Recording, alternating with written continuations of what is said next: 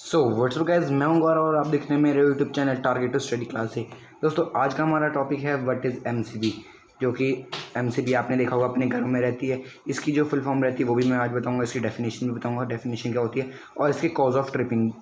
जैसे कि आप इसमें नीचे वाली लाइन में देख सकते हैं, कॉज ऑफ ट्रिपिंग। इसका मतलब क्या हुआ कि ये कब ट्रिप हो जाती है, यानी कब ये ऑफ हो जाती है अपने आप। ये मैनुअल भी होती है और भी दो तरीके से होती है, तो फिर वो मैं आज आपको इस वीडियो में बताने वाला हूँ। तो चलिए इस वीडियो को शुरू करते हैं।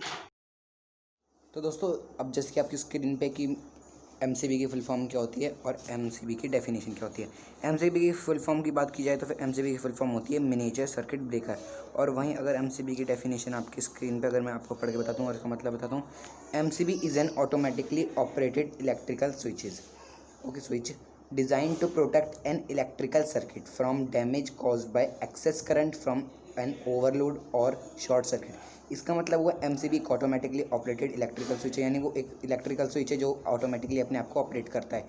किस लिए, किस कॉज से, यानी अगर वो किस कॉज से करता है, वो इस कॉज से करता है कि अगर बाई चांस अगर इलेक्ट्रिक करंट ओवरलोड होए या फिर शॉर्ट सर्किट हो जाए तो फिर अपने आप उसके अंदर एक वायर रहती है, वो अभी मैं आपको बताता हूँ कि वो उस वायर में वो एकदम बैंड होती है और एकदम वो अपने आप ट्रिप हो जाती है, यानी वो अपने आप ऑफ हो जाती है। तो फिर ये क्या होता है, this prevent the short circuit of an object. Okay, अब जैसे कि मैंने अभी आपको बात करी थी कि वो वायर कैसी रहती है, तो फिर वो मैं वायर का बताता हूँ।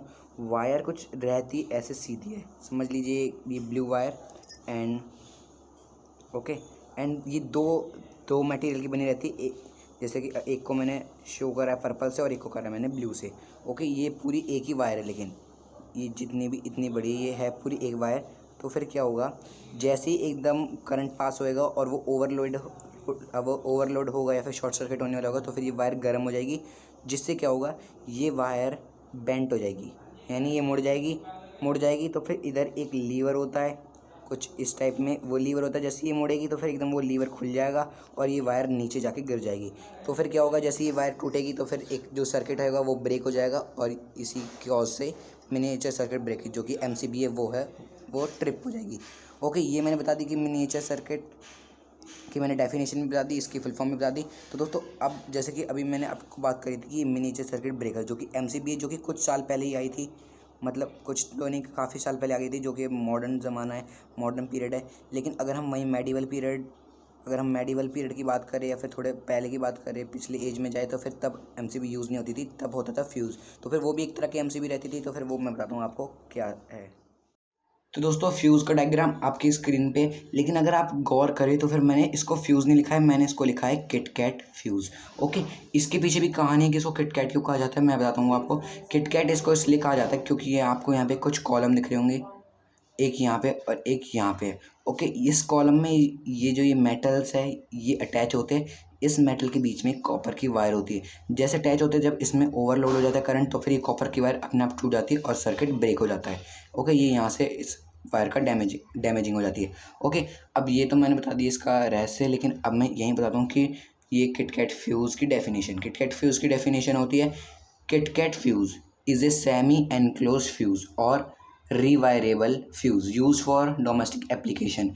इसमें दे रखा है जो किटकैट का फ्यूज़ रहता है वो एक रिवायरेबल फ्यूज़ रहता है, यानी उसमें जो उसकी वायर रहती है, जो भी मैंने बताया था कॉपर की वायर, वो अपने आप वापस आ जाती है। मतलब उसको लाना पड़ता है, लेकिन मतलब खुद नहीं आती वो, मतलब उसको हमको लगाना पड़ता है उसको वायर, क्योंकि ये रिवायरेबल, जैसे हमने सुना रिसाइकिल, यानी वो वापस रिसाइकिल हो जाती है, तो फिर ऐसी ये रिवायरेबल हो जाती है। ये डोमेस्टिक एप्लीकेशन रहती है, यानी एक घरों में यूज़ होता है बहुत पहले के ज़माने में। इसके दो पार्ट्स रहते हैं, एक रहता है फ्यूज़ वायर एंड एक रहता है फ्यूज़ बेस।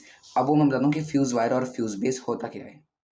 तो दोस्तों, जैसे कि मैंने आपको डायग्राम दे रखा है फ्यूज़ का, जो कि इंसेंट इंडिया में शुरू हुआ था ये और मेडिवल में भी था। तो फिर आपको यहाँ पे एक वायर दिख रही होगी, ये वायर रहती है जो कि मैंने आप अभी बताई थी, ये कॉपर की वायर रहती है। तो फिर क्या होता है, ये मेटल्स है। ओके, ये मेटल रहते हैं और ये मेटल रहती है, कोई भी लगा सकता है ये। अब ये इतना मेरे को भी नहीं पता कि कौन से रहती है, आयरन रहते हैं या फिर कॉपर के रहते हैं, ये भी ये इतना मेरे को भी नहीं पता। तो फिर लेकिन इतना पता है कि ये यहाँ से लेके यहाँ तक ये इलेक्ट्रिसिटी कंडक्ट रहता है, क्योंकि ये रहते हैं मेटल्स। ओके, इलेक्ट्रिसिटी कंडक्ट करते हैं, वो किसके थ्रू करती है, ये मेटल देते हैं कॉपर को, जो कि ये कॉपर वायर जो रहती है उसको देते हैं इलेक्ट्रिसिटी, एंड ये कॉपर वायर लास्ट में इस वाले छोर पे ले जाती है मेटल के। ओके, अब ये जो कॉपर वायर है तो फिर ये लेकिन रहती है पतली, तो फिर क्या होता है, जैसे इलेक्ट्रिसिटी कंडक्ट होती है तो फिर इनका भी एक वो रहता है, एक इनकी भी कैपेसिटी रहती है। अब जैसे कि अगर हमको कुछ ज़्यादा काम के लिए, जैसे कि मैंने आपको बताया था एग्जांपल में, कि अगर हमको वेल्डिंग वाली मशीन के लिए चाहिए होगा तो फिर उसके लिए बड़ा फ्यूज़ आएगा और उसमें बड़ी थोड़ी मोटी वायर होएगी कॉपर की। लेकिन ये जैसे कि ये सिंगल पोल फ्यूज़ है जो कि हमारे इवन घरों में यूज़ होता था, तो फिर इसमें जो थोड़ी पतली वायर यूज़ होती थी, तो फिर क्या होता था, जैसे इलेक्ट्रिसिटी कंडक्ट होती थी, अगर वो इलेक्ट्रिसिटी अगर बाई चांस ज़्यादा हो जाती थी या फिर शॉर्ट सर्किट का डैमेजिंग के लिए कुछ हो जाता था, कुछ भी बाई चांस, तो फिर क्या होता होगा, इसमें एकदम गर्म हो जाती थी, इतनी जल्दी गर्म होती थी कि एकदम ये यहाँ से एकदम ब्रेक हो जाएगी।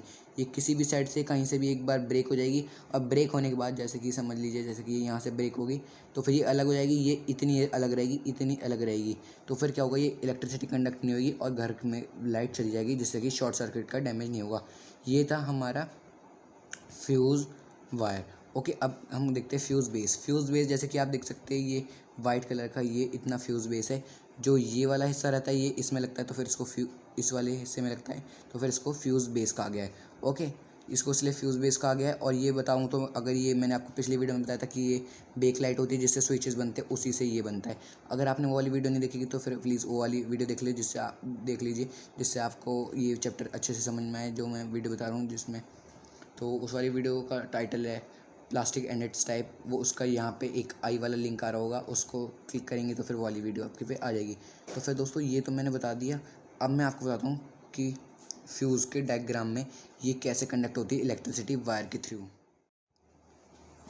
तो दोस्तों जैसे कि आपके स्क्रीन पे एक ये वाला डायग्राम दिखाई दे रहा है जो कि है एक फ्यूज़ का। तो फिर अब मैं आपको बता दूँ कि वो कैसे कंडक्ट करता है फ्यूज़ इलेक्ट्रिसिटी को।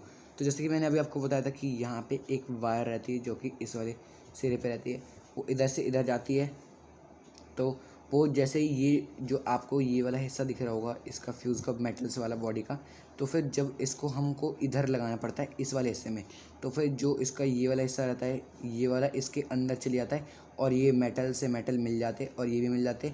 और इनका जो इनके कम्युनिकेशन रहता है, इन दोनों का कम्युनिकेशन रहता है, वो कौन पूरा करता है, वो ये कॉपर वायर पूरा करती है दोनों को कंडक्ट करके।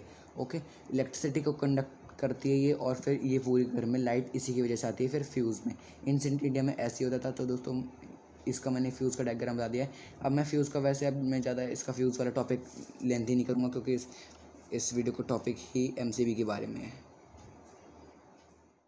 तो दोस्तों जैसे कि आपकी स्क्रीन पे एमसीबीज़ की टाइप बता रखे मैंने, जो कि है पहला single pole MCB, then second है डबल पोल एमसीबी, सॉरी आपको दिख रहा होगा जैसे कि सेकंड है double pole MCB, and third है थ्री पोल, एंड फोर्थ है फोर्थ पोल। ओके, ये एमसीबीज़ की टाइप है। अब इसमें फ़र्क क्या होता है मैं बताता हूँ कि अगर आप देखे हो तो इसमें सब में ये कॉमन है कि सिंगल पोल वाले में ये सिंगल लीवर है, ये लीवर रहता है, और डबल पोल वाले में डबल लीवर है। ओके, ये आपको दिख रहा होगा कि ये जो दो जॉइंट एक ही लीवर में है। ओके, ये थ्री पोल वाले में थ्री लीवर है एंड फोर पोल वाले में फोर लीवर है। लेकिन अगर इसकी बात की जाए तो फिर ये अलग अलग टाइप्स में यूज़ होती है अलग अलग जगहों पे। ओके, अब जैसे कि सिंगल पोल रहती है, सिंगल पोल में क्या होता है, जैसे एमसीबी होएगी तो फिर इधर से इसकी डायरेक्ट न्यूट्रल निकलेगी जो कि डबल पोल या फिर थ्री पोल या फिर फोर पोल वाले में लगेगी। ओके, ये न्यूट्रल इसमें लग जाएगी। लेकिन अगर हम डबल पोल वाले की बात करें तो फिर इसमें न्यूट्रल अलग होती है और जो फेस रहती है वो अलग होती है। तो फिर अब आप समझ नहीं पा रहे होंगे कि ये न्यूट्रल क्या है और फेस क्या है। तो मैं अगर आपको अपनी सिंपल भाषा में बताऊँ तो जो न्यूट्रल और फेस में क्या होता है कि जैसे कि आपके घर के अगर आप बाहर देखोगे या फिर आपके घर के पास नहीं हुई तो फिर कहीं और भी रहेगी, क्योंकि आपके घर का कनेक्शन कहीं और से भी हो सकता है। तो फिर जैसे कि जो मैक्सिमम घर रहते हैं उसमें ऐसी होती है कि 4 वायर जारी होती है बाहर से। तो फिर कई जगह पे, हर एक जगह पे अलग अलग रहती है कि न्यूट्रल कहीं और होती है। तो फिर जैसे कि जो मैक्सिमम जगह रहती है, जैसे कि हमारे यहाँ पे पर भी यहाँ पर जो न्यूट्रल है वो लास्ट में रहती है। ओके, ये न्यूट्रल होती है और ये 3 फेस होती है।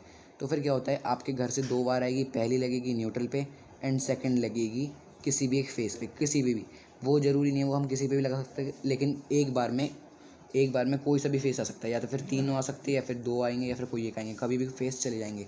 तो फिर जो डबल पोल वाली रहती है उसमें से एक वायर लगेगी हमारी फेस में और एक लगती है हमारी न्यूट्रल में।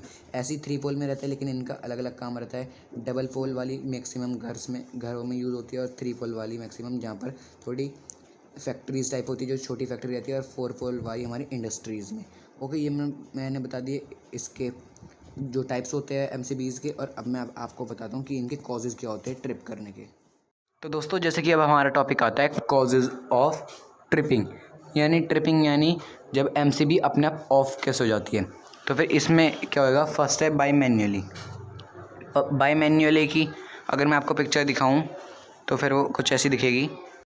तो दोस्तों, जैसे कि आप देख सकते हैं कि ये आदमी इसको मैन्युअली यानी खुद अपने हाथ से इसको ऑन और ऑफ़ करता है। तो फिर मैन्युअली का यही मतलब होगा कि वो सेल्फ वर्किंग खुद वर्क कर रहा है उस काम को, जैसे कि इसको ऑन और ऑफ़ ये खुद ट्रिपिंग कर रहा है। अब हम दूसरा पॉइंट देखते हैं। तो दोस्तों, जैसे कि आप देख सकते हैं कि अब जो हमारा नेक्स्ट पॉइंट है वो है बाय शॉर्ट सर्किटिंग, यानी शॉर्ट सर्किटिंग हो जाना किसी भी चीज़ से। जैसे कि अगर हमने फेस टू फेस, अभी जैसे मैंने बताया था कि फेस और न्यूट्रल अगर मिला देते हैं तो फिर वो हमारी एमसीबी को ट्रिपिंग होने से बचाता है। लेकिन अगर हम फेस को फेस से ही मिला देंगे तो फिर उससे शॉर्ट सर्किट हो जाता है, जिससे हमारे जो इम्प्लीमेंट रहते हैं घर में, जैसे कि फ्रिज, टीवी, उनमें भी शॉर्ट सर्किट हो जाता है। तो फिर मैं इसकी पिक्चर दिखाता हूँ, जैसे कि अब आपको, तो जैसे कि आपको स्क्रीन पे दिख रहा होगा ये एक एमसीबी है, ये जली हुई है क्योंकि इसमें शॉर्ट सर्किट हो गया था। तो फिर इसमें ये मैं आपको बताता हूँ कि इतना तेज़ शॉर्ट सर्किट हुआ था कि एमसीबी खुद अपने आप को ट्रिप नहीं कर पाई। इतनी जल्दी जो लाइट थी वो आई, यानी कुछ ज़्यादा हैवी लोड था, इसलिए एकदम अपने आप ट्रिप भी नहीं कर पाई। वो अपने आप इतनी तेज़ हीट आई कि इसको खुद गर्म कर गई और इसको ख़राब कर गई। और अब हम इसमें देखते हैं तीसरा पॉइंट। तो दोस्तों, जैसे कि हमारा तीसरा पॉइंट है वो है बाय ओवरलोड। जब ओवरलोड हो जाता है, जैसे कि मैंने आपको पहले भी 2 बार एग्जांपल दिया, अब मैं 2 बार फिर से देता हूँ एग्जांपल, कि अगर हम सिंपल बोर्ड में अगर हम वेल्डिंग की मशीन चला रहे हैं तो फिर वो ओवरलोड हो जाती है। यहाँ तक कि जो हमारी मोटर रहती है वो भी सिंपल बोर्ड में नहीं लगती, उसके लिए अलग बोर्ड आता है। अभी मैं उसका नाम बताऊँगा। तो फिर चलिए उसकी पिक्चर देख लेते पहले। तो दोस्तों, जैसे कि आप देख सकते हैं कि इस प्लग में आग लग चुकी है, क्योंकि इसमें मैंने भी बताया था कि ओवरलोड होने के कारण इसमें कुछ ऐसी चीज़ जलाई गई है, जैसे कि इस हिसाब से, जैसे कि मेरे को इस वायर को देख के लग रहा है, तो फिर ये मेरे को लग रहा है कि इसमें प्रेस चलाई गई है, जो कि इस बोर्ड पे सूटेबल नहीं थी, और वो एकदम प्लग में आग लग गई, जिससे ओवरलोड हो गया था। तो अगर मैं उस प्लग बोर्ड का नाम बताऊँ तो फिर उसका नाम होता है पावर बोर्ड। वो पावर बोर्ड रहता है जिसमें कुछ थोड़े ज़्यादा एम्पियर के लिए वो यूज़ होता है। जो सिंपल बोर्ड रहता है हमारे घरों में, हमारे वो रहता है 5 एम्पियर का। ओके, और जो हमारे जैसे मोटर, जो हमारी पानी वाली मोटर होती है या फिर वेल्डिंग मशीन, उसके लिए होता है 15 एम्पियर का। ओके, 15 एम्पियर का होता है वो उसके लिए। तो दोस्तों, आज का टॉपिक इतना ही था। अगर आपको वीडियो अच्छी लगी होगी तो प्लीज़ वीडियो को लाइक कर देना, चैनल को सब्सक्राइब कर देना। तब तक के लिए गुड बाय।